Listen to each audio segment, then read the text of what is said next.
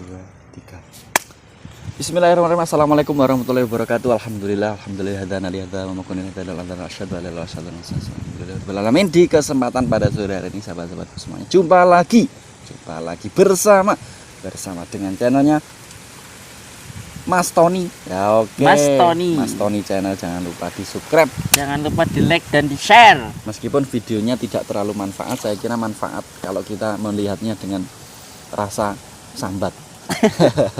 Ora sih bermanfaat kalau kita melihatnya dengan jiwa-jiwa mengasihi. Oh iya. Ki besak nih jaga ndelok. Yang jelas di kesempatan pada sore ini alhamdulillah kita tetap diberikan kesehatan oleh Tuhan Yang Maha Kuasa. Karena bagaimana sahabat-sahabatku semuanya dimanapun kalian berada, ketika kita berbicara sehat, maka kita akan berpikir bagaimana jumlah pasien yang ada di rumah sakit yang mereka mengharapkan sehat dan mereka bisa pulang ke rumah, bisa awal jalan-jalan sama keluarga, sama adik, sama kakak, sama Pak Lek, sama nenek, sama kakek. Berbeda dengan teman-teman kita yang berada di rumah sakit jiwa, yang hari ini juga mereka ada yang disakit secara jiwanya dan mereka menjadi manusia yang tidak selayaknya manusia. Dan sakit yang ada di muka bumi ini banyak sekali. Ada sakit jasadnya ya, kemudian ada yang sakit kulitnya, ada yang sakit ya kulit itu jasad, John. matanya, dan berapa sakit-sakit yang ada di tubuh manusia ini. Jasmani, rohani. Sehingga siapa saja yang melihat video ini saya kira akan selalu berterima kasih kepada Tuhan yang telah memberikan rasa sehat. Ya, benar. Oke, teman-temanku semuanya dimanapun berada, di kesempatan pada sore hari ini alhamdulillah kita bertemu dengan siapa lagi ini? Ini ownernya Sobat Pondok. Oh iya. Ngomong-ngomong, kalau kita ngomong pondok, sebenarnya kalau anak-anak di pondok itu pertama-tama ketika mereka masuk pondok itu mereka itu niatnya dari awal rumah ingin mondok sendiri atau orang tua sih sebenarnya di umum rata-rata itu. Kalau untuk keseluruhan itu sulit ditebak. Biasanya keinginan orang tua. Ya, jadi rata-rata itu keinginan orang tua. Bagaimana orang tua itu ingin mendidik anaknya. Jadi kewajiban yang pertama mendidik itu adalah orang tua sebenarnya, kewajiban untuk seorang anak. Ya. Tetapi bisa diwakilkan kepada kiai, kepada pondok. Maka ketika sudah dipondokkan maka gugurlah kewajiban orang tua dalam mendidik gitu. Jadi kalau sudah di pondok, tapi nanti setelah di pondok ya tetap tanggungnya orang tua juga gitu. Jadi dari sistem pendidikan seperti itu. Maka kalau dari santri itu mau mondok itu biasanya keinginan orang tuanya. Akhirnya ditawani mondok porang ini. Akhirnya yo emang aku pengen mondok. Ada juga yang ingin nih. Nah, kalau saya kan kemarin juga pengen sendiri gitu. Jadi pengen mondok gini. Walah ya penting tenanan ini. Oh gitu. Oke Mas, terima kasih Mas, jawabannya sangat luar biasa. Saya kira ini sudah mewakili teman-teman yang ada di pondok dan orang-orang tua yang sedang menyekolahkan di pondok, yang hari ini juga ada dua opsi antara sekolah umum dan sekolah pondok ya. Oke sahabat-sahabatku semuanya, jangan lupa di subscribe ya. Di kesempatan pada sore ini kita akan membicarakan mengenai pentingnya mendidik anak sejak dini. Oke. Karena di zaman yang semakin maju ini kan banyak sekali kemajuan teknologi, kemajuan alat transportasi yang sehingga anak-anak sekarang sudah tidak peduli dengan nasihat orang tua ini. Sebenarnya ketika kita sendiri, kalau kita punya anak kan pastinya pingin anak kita jadi anak soleh ya, anak yang sukses, anak yang penurut, anak yang artinya nanti ketika mereka orang tua ini meninggal, anak-anak itu selalu mendoakan jasa orang tua. Betul nggak itu? Betul. Oke, menurut Bapak ya, menurut Mas, menurut jenengan itu sebenarnya pendidikan yang penting itu di sekolah umum atau di pondok sih? Karena banyak sekali sekolah-sekolah yang sekarang favorit itu juga sistem pondok gitu loh. Atau memang di pondok itu sudah diajari ilmu agama yang siap nantinya akan menjadi anak soleh, bagaimana? Sebenarnya kalau dari sistem pendidikan itu semuanya bagus ketika di dalamnya itu mengajarkan kepada hal-hal yang baik, mau di lingkup pesantren ataupun yang lain. Cuman dari sisi yang lain itu mempunyai keistimewaan sendiri-sendiri. Kalau kita ingin mendalami tentang agama, kita mendalami tentang hal-hal keagamaan gitu, kita harus fokus di pondok. Tetapi kalau kita ingin fokus ke skill dan sebagainya itu bisa di luar gitu. Oh, gitu. Jadi yang lebih mantepnya mondok iya, sekolah juga iya gitu. Jadi kan ada juga sistem pondok salaf yang mana itu mengajarkan santri tentang kitab kuning. Nah, nanti di pasca waktu pagi itu disuruh juga sekolah, MA dan sebagainya, karena formal itu juga penting juga. Karena zaman sekarang kalau kita hanya modalkan dengan ilmu pengetahuan tanpa ijazah itu juga tidak terpakai. Seperti itu. Terima kasih Mas, jawabannya sangat luar biasa. Ini kita saya anu juga tidak terpakai dalam arti kalau Oh.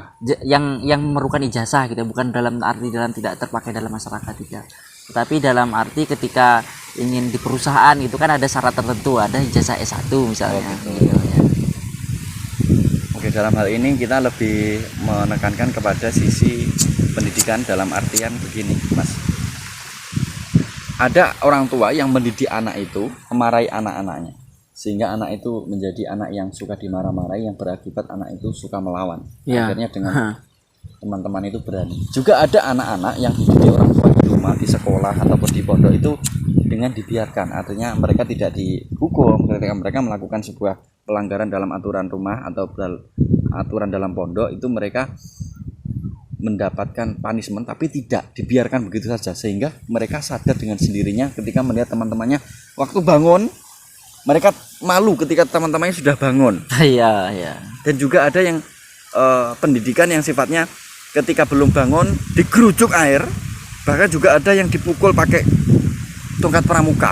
Iya. Juga ada itu pendidikan Iya. seperti itu, sehingga aku minta tolong kepada Mas jawabannya, sebenarnya bagaimana sih mendidik anak itu? Kita kasih hukuman ketika dia melanggar atau dibiarkan ketika mereka sadar? Ini anak di luar pondok apa di dalam?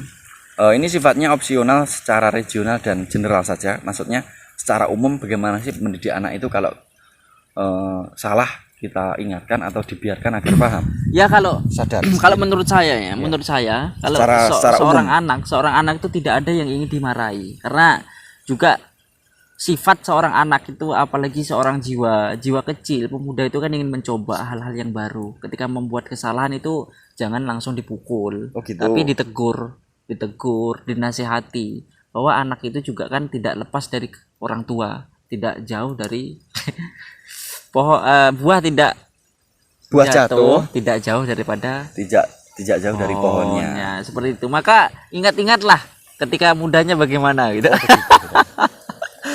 Maka juga sistem seperti itu yang kita harapkan, bahwa seorang anak yang bisa menjadi anak yang soleh soleha itu adalah juga peran besar daripada orang tua, lingkungan dan pendidikan. Maka dari orang tua sendiri itu kalau dari sistem kesalahan itu jangan.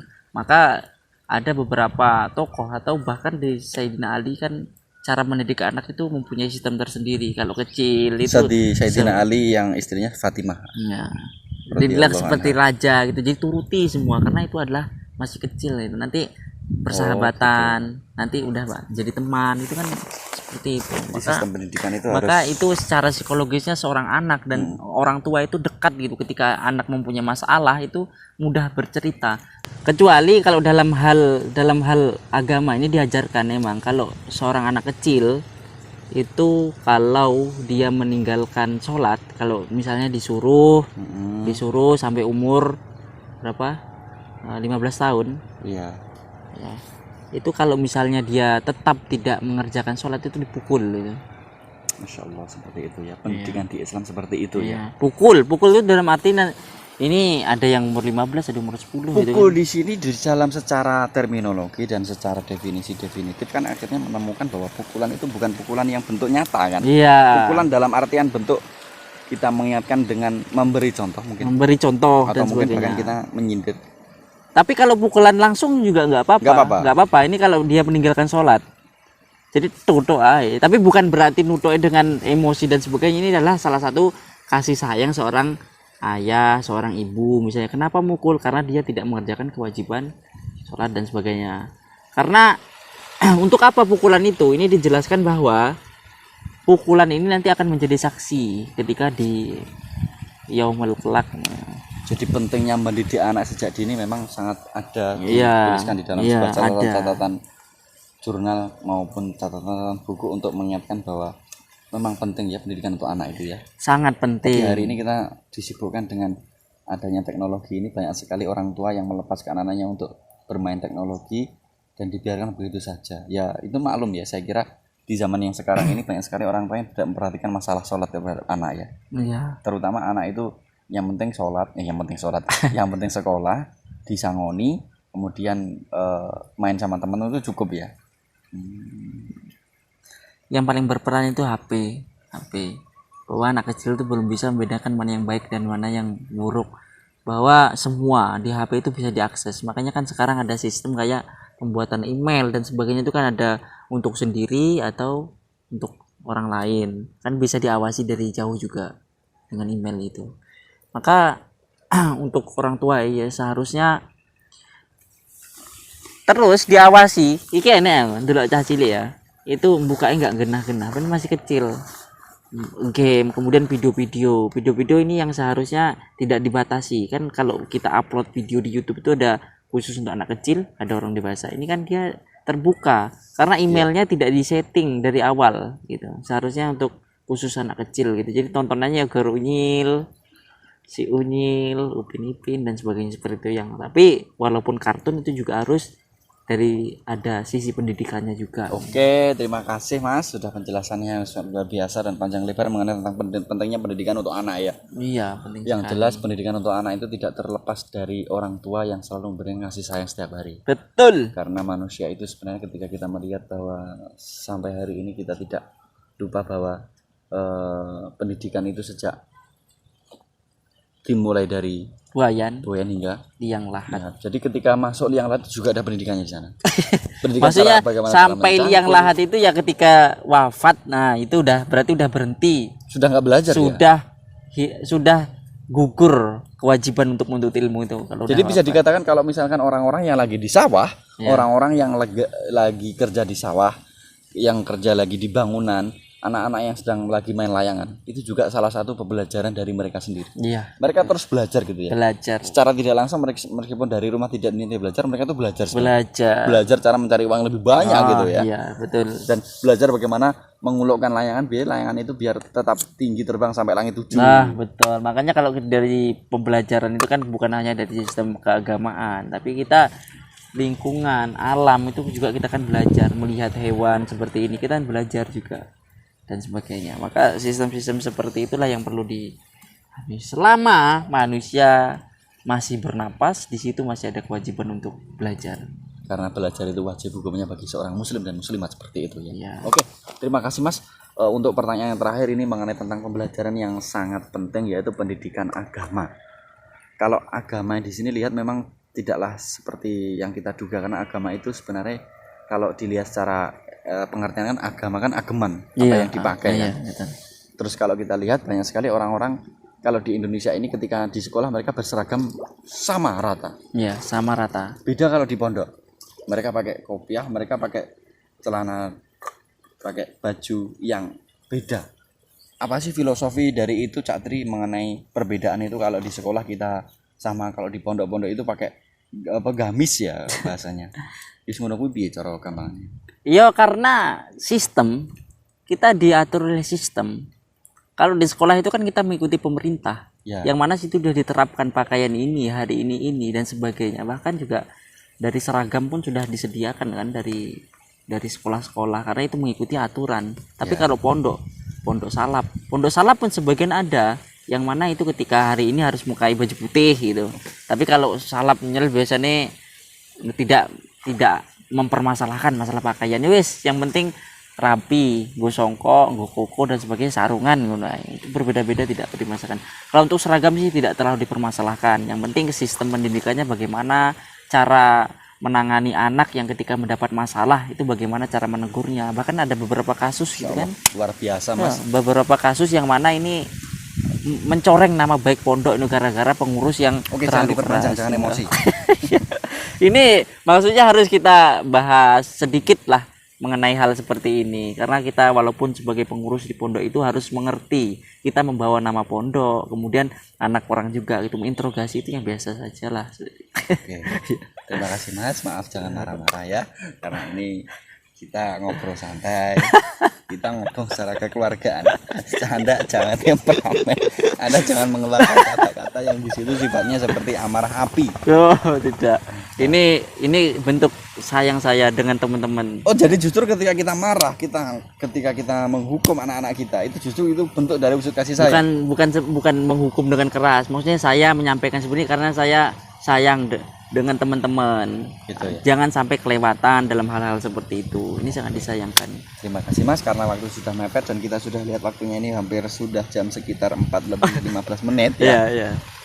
ada pepatah mengatakan bahwasanya idza mata ibnu adama in qatamalu ila min salasin sadaqatan jariyatan aw yamin yutahfi awladan solihin dalam ada 3 amal yang tidak bawa mati manusia. Itu 3 apa sih sebenarnya?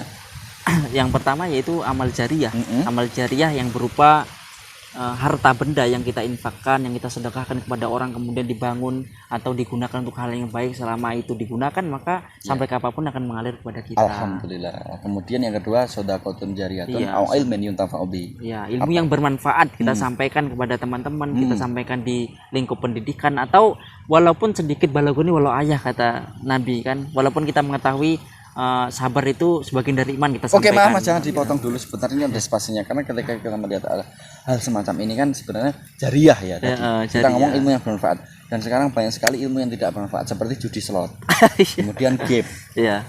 Kemudian video-video yang di situ mengandung unsur negatif seperti porno dan lain sebagainya. Saya kira itu kan sebenarnya jariah juga bagi orang-orang setelahnya. Iya, jariah. Sebenarnya itu benar ya, ada dosa jariah itu memang ya, Mas? Ada benar. Jadi orangnya sudah meninggal, videonya yang seperti itu masih dan banyak dilihat orang seneng, padahal malaikat nggak suka ya gitu. Nggak suka. Setan seneng banget. Malaikat nggak punya nafsu. Malaikat nggak punya nafsu. Iya. Malaikat nggak bisa berbuat baik. Bisa. Malaikat maaf. Malaikat itu dia berzikir, ada yang sholat terus, zikir terus. Malaikat nggak bisa berbuat buruk, Ya. tapi setan nggak bisa berbuat baik, sehingga antara malaikat dan setan itu harus kita banyakin malaikatnya gitu ya. Ya, ini nasihat untuk kita sendiri ya Mas ya. Iya. Maksudnya kalau kita berbicara tentang jariah, ada kebaikan jariah, keburukan jariah. Hal kebaikan itu akan menjadi jariah ketika kita wafat pun akan terus mengalir, dan keburukan pun seperti itu. Yang lebih parahnya Sama. tadi yang sampean sampaikan tadi, Game. bahwa game ini yang menciptakan ini, kemudian ada foto-foto, video-video yang ketika nanti dilihat suatu saat oleh orang-orang yang tidak bertanggung jawab, dibuat untuk sesuatu hal yang mungkin negatif, itu akan terus gitu kan. Oke, maaf, Maka jangan salah marah-marah satu lagi, Mas, ya. yang harus dihindari ya kita kurangi dikit-dikit alon-alon lah. Terima kasih Mas. Yang terakhir tadi Awaladun soleh. soleh, ya. Terus apa? Anak yang soleh yang Jadi mendoakan orang amal tua. jariah, ilmu yang bermanfaat, dan anak soleh yang mendoakan Orang tua. orang tua. Meskipun hari ini kita melihat orang tua itu juga punya orang tua, dan orang tua itu juga punya orang tua. Selamanya kita akan tetap mendoakan orang tua itu ya. Istilahnya Ya. kita mendoakan leluhur kita ya. Iya, ini bukan suatu kewajiban sebenarnya mendoakan orang tua. Sunnah ya. Bukan sunnah juga. Terus apa hukumnya? Gini, kalau kita terperangkat oleh kewajiban, seakan-akan kita mendoakan itu karena wajib. Sedangkan kita ini sebagai anak sepatutnya gitu mendoakan orang tua. Wajib. Ya bisa dikatakan lebih dari wajib. Kalau kita iki kowe wajib mendoakan orang tua ngono. Seakan-akan iya wajib wedi nek ora ndoakane dosa ngono. Seakan-akan ini seharusnya timbul dari hati sendiri, bahwa seorang anak itu harus mendoakan orang tua yang baik. Terima kasih. Ya. Oke, sahabat-sahabatku semuanya. Hari ini kita tidak jualan sepatu, tidak jualan sandal, kita tidak jualan ayat, tidak jualan ilmu, tapi yang jelas kita saling mengingatkan. Mengingatkan itu saja. Kebaikan. Dan mengingatkan dalam Semoga teringatkan. nasihat kesabaran. Ya, ini juga untuk teringatkan pada kita sendiri. Watawa sobil haki, watawa. Sahabat sobri. Terima kasih, kurang lebihnya mohon maaf. Jangan lupa di subscribe 107,7 Rasul Evan Timur. Jumpa lagi bersama channelnya Mas Tony dan Cak Tri Official. Assalamualaikum Warahmatullahi wabarakatuh. wabarakatuh.